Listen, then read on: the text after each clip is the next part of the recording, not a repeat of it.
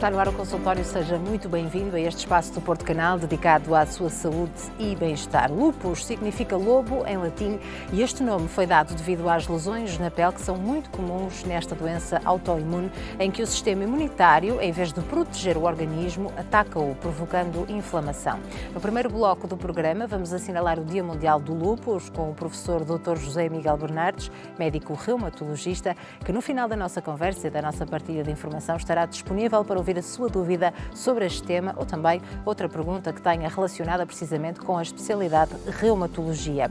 Mas hoje, quarta-feira, também vai poder esclarecer a sua questão relacionada com urologia, porque vamos aqui saber quais são os principais problemas que levam também as mulheres a procurar esta especialidade. Há problemas de saúde comuns entre as mulheres que são da competência da urologia e vamos precisamente saber quais são no segundo bloco da edição de hoje. Ora, para participar no programa, deve marcar o número de telefone 22-508-3297 para garantir depois então a sua participação. Pode também utilizar o nosso endereço de e-mail consultório@portocanal.pt para enviar por escrito a sua pergunta, também o seu caso, a sua história. Seguimos até bem perto das 15h30 neste espaço e eu conto com a sua companhia. Está no ar o consultório.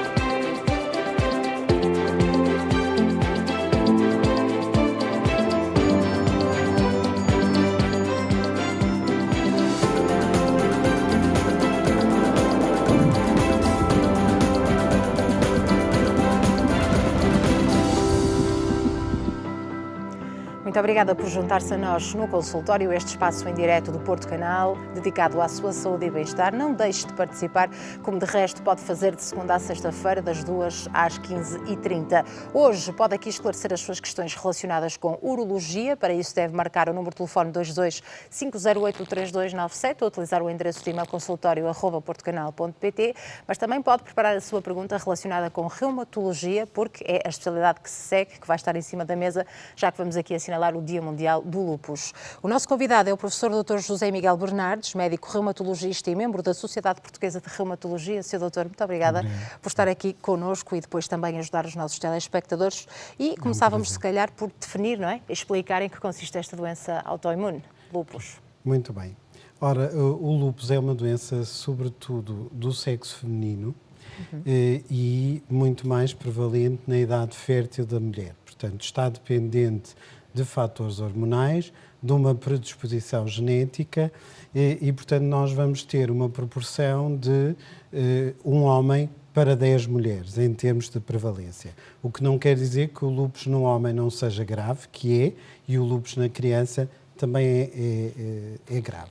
Ora, portanto, isto é uma doença reumática multissistémica, ou seja, se a maior parte dos doentes têm manifestações, sobretudo articulares, portanto, com dores articulares, migratórias, simétricas e dores musculares e um cansaço absolutamente desadequado face à atividade, quer física, quer intelectual, e lesões cutâneas. Estas são as manifestações mais clássicas, mas é uma doença que pode afetar todos os órgãos e sistemas, nomeadamente o sistema nervoso central, o rim, pode afetar as membranas que revestem o coração e o pulmão, e o próprio coração e o pulmão também, portanto, nesse sentido, é uma doença em que o diagnóstico muitas vezes não é fácil. E pode precisar aqui de uma equipa multidisciplinar, não é? Para acompanhar este doente, esta doente neste caso. Sobretudo quando começa a ter atingimentos que vão para além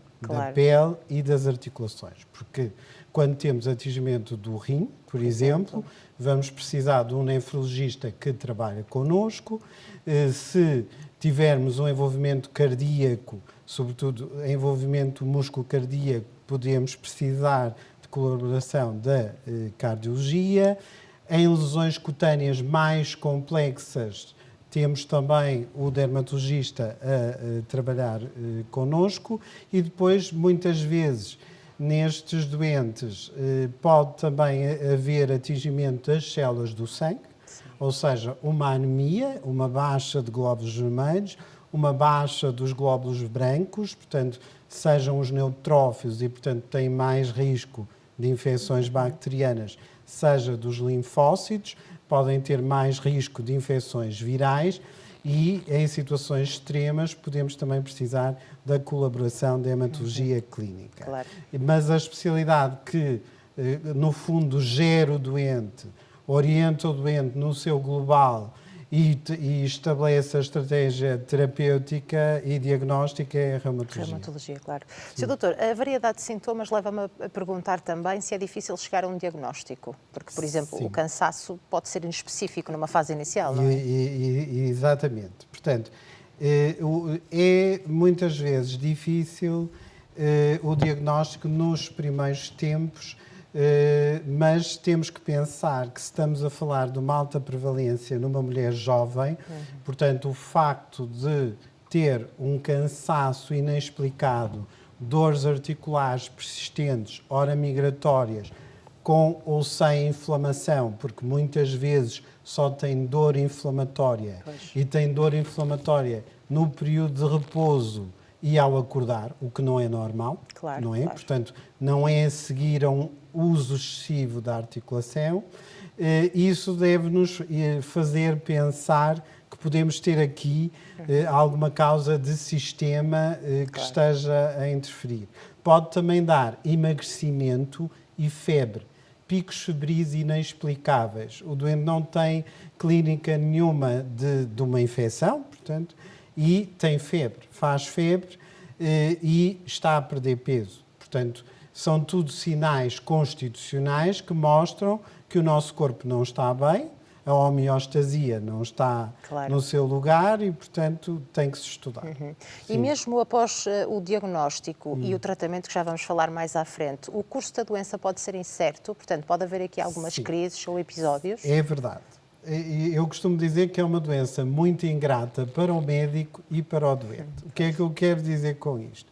Quer dizer que hoje podemos estar a ver o doente e o doente está muito equilibrado e daqui a 8 dias, 15 dias, podemos ter um surto. E esse surto da doença pode ser em qualquer sistema. Pode ser articular, pode ser na pele, pode ser no rim e temos que ver que alguns destes surtos são silenciosos. Portanto, estes doentes fazem muitas análises, porque o atingimento das células do sangue, nós temos que as contar quando colhemos sangue e fazemos o hemograma. Para vermos o sofrimento renal, ele numa primeira fase é silencioso muito tempo.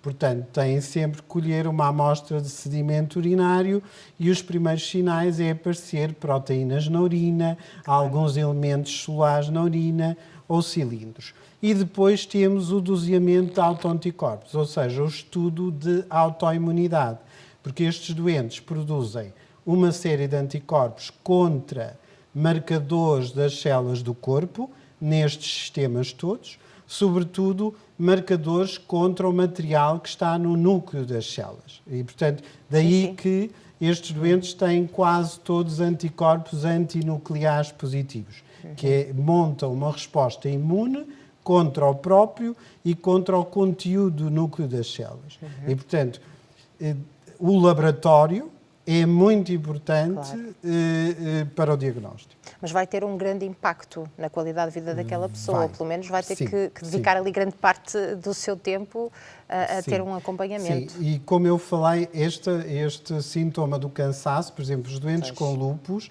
têm algum déficit cognitivo por excesso de produção de autoanticorpos e consumo de complemento também, e não aguentam jornada contínua. São doentes que, por exemplo, têm mesmo indicação para fazer um intervalo após 2, 3 horas de concentração em trabalho e têm indicação clínica para isso.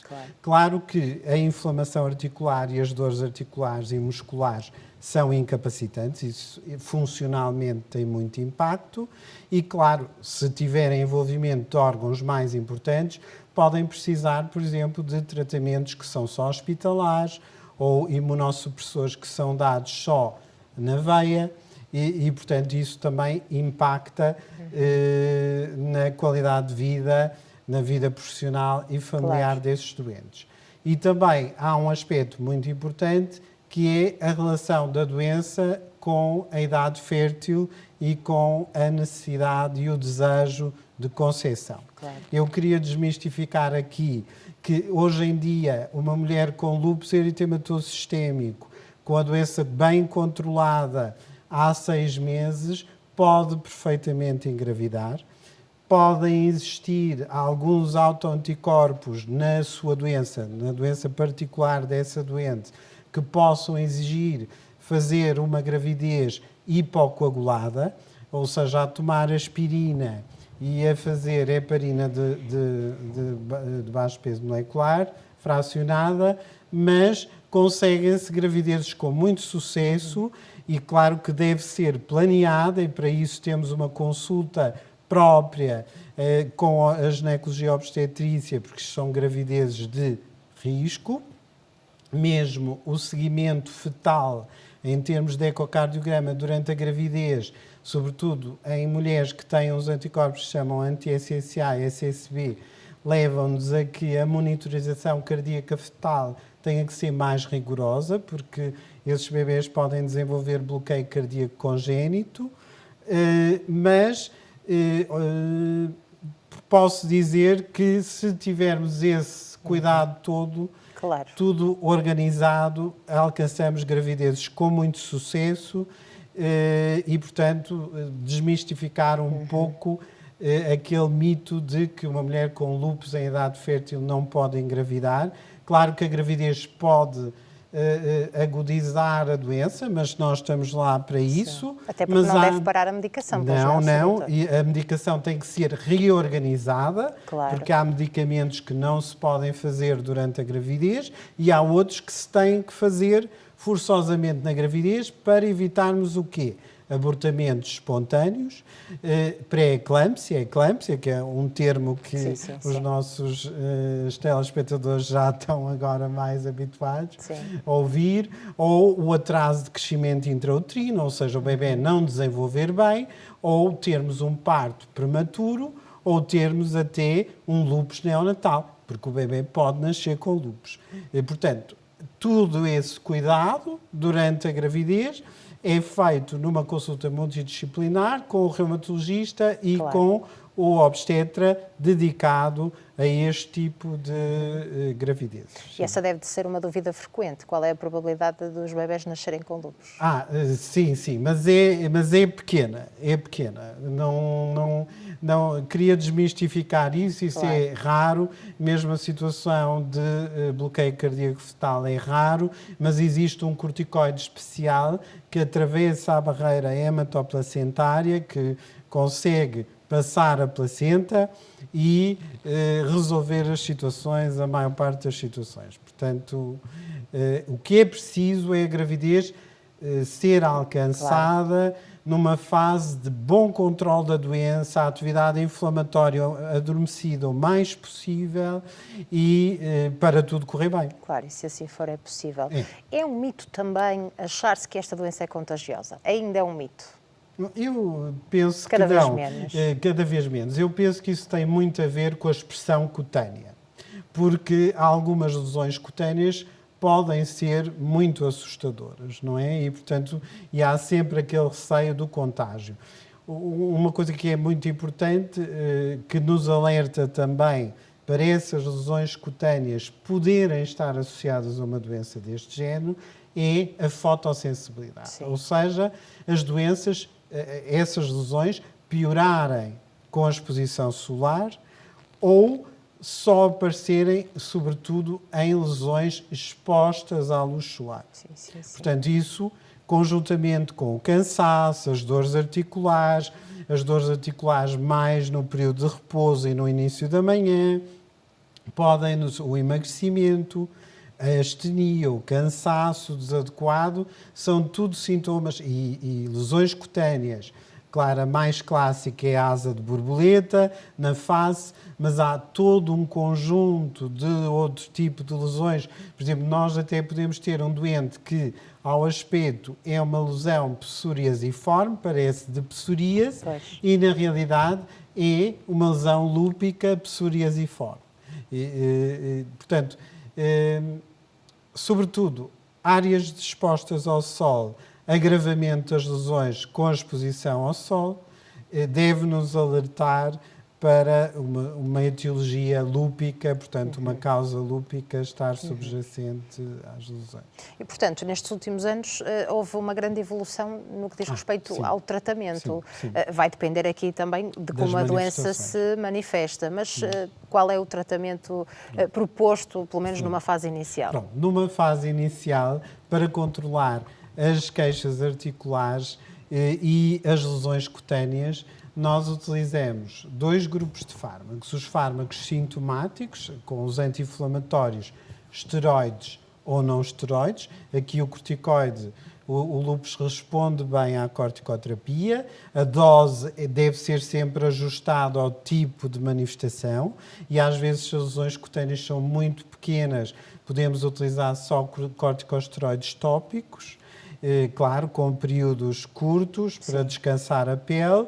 E uma droga muito importante e que é dada universalmente a todos os doentes com lúpus, exceto os que não toleram ou têm contraindicação, é o plaquenil. Nós ouvimos falar muito dele na Covid, que é a hidroxicloroquina, que eram fármacos que antes eram utilizados para o tratamento da malária e que estas propriedades de controle da evolução da doença só mais tarde é que se descobriram e é realmente universal. Quando estas situações não funcionam, podemos ter que usar imunossupressores clássicos ou, eventualmente, fármacos de biotecnologia que nos vieram ajudar, sobretudo em situações de lúpus muito grave, com atingimento renal, com atingimento do sistema nervoso central, porque, por exemplo, sempre que temos, por exemplo, um doente jovem que tem um acidente vascular cerebral ou um infarto em idade muito jovem, este diagnóstico diferencial também deve estar na lista, porque pode fazer parte do atingimento do sistema nervoso central um acidente vascular cerebral. Ou então num doente que nunca teve psicopatologia nenhuma e de repente tem um surto psicótico. O doente tem, sem historial nenhum, Claro. sem nenhuma patologia psiquiátrica, de repente desenvolve um quadro psiquiátrico. Isto pode ser a primeira manifestação de um lúpus eritematoso sistémico. Portanto, é uma doença que pode atingir muitos sistemas e que, portanto, temos que estar alerta pela constelação dos vários sintomas e sinais e pensar nela. Não é? E pensar nela é precisamente também assinalar este Dia Mundial do Lúpus, não é? Chamar aqui a atenção para a doença. Qual é a sua prevalência no nosso país? Isso foi muito bem documentado num grande estudo epidemiológico que a Sociedade Portuguesa de Reumatologia executou há pouco tempo, que é o epireuma.pt, e que está estimada a sua prevalência em 0,1% da população. Mas a prevalência tem vindo a aumentar progressivamente, primeiro porque a radiação ultravioleta está muito mais perigosa, a exposição solar, apesar de haver uma sensibilização enorme para a necessidade de fotoproteção, e estes doentes têm que fazer fotoproteção obrigatória, têm que usar em toda a altura do ano, nas áreas expostas ao sol, um ecrã superior a 50 mais, portanto maior ou igual que 50 mais, porque exatamente ele pode ter um surto após uma exposição solar excessiva. E, portanto, nos últimos anos tem-se assistido a um aumento progressivo da prevalência. Se recuarmos um pouco em relação a este estudo do epireuma, vemos prevalências de 0,07, de 0,03 na população, ou seja, a doença tem vindo a aumentar a sua prevalência. Claro que a nossa capacidade diagnóstica também melhorou muito, quer em termos de imagem, quer em termos do que o laboratório nos dá, claro, em termos de também houve uma autoimunidade. evolução no diagnóstico, não é? Claro que sim. Sr. Doutor, muito obrigada, agradeço imenso a sua presença, muito obrigada por esta explicação tão clara. Vamos agora ouvir os nossos telespectadores, saber se ainda surgem dúvidas relacionadas precisamente com o lúpus, esta doença autoimune, ou também outra questão que queira aqui esclarecer relacionada com a especialidade de reumatologia. Estaremos cá deste lado disponíveis para o ouvir, para o ajudar, depois do curtíssimo intervalo que vamos fazer já de seguida. Antes disso, em apenas um minutinho, vou recordar o número de telefone lá para casa, para o qual pode ligar para se inscrever e depois então participar no consultório de hoje, quarta-feira, 22-508-3297, 22-508-3297 é o número de telefone. Tem também à sua disposição o endereço de e-mail consultório@portocanal.pt. Partilhe connosco a sua história, o seu caso, a sua experiência ou então a sua pergunta também por e-mail. Agora sim, uma breve pausa, estamos de regresso daqui uns minutinhos. Até já.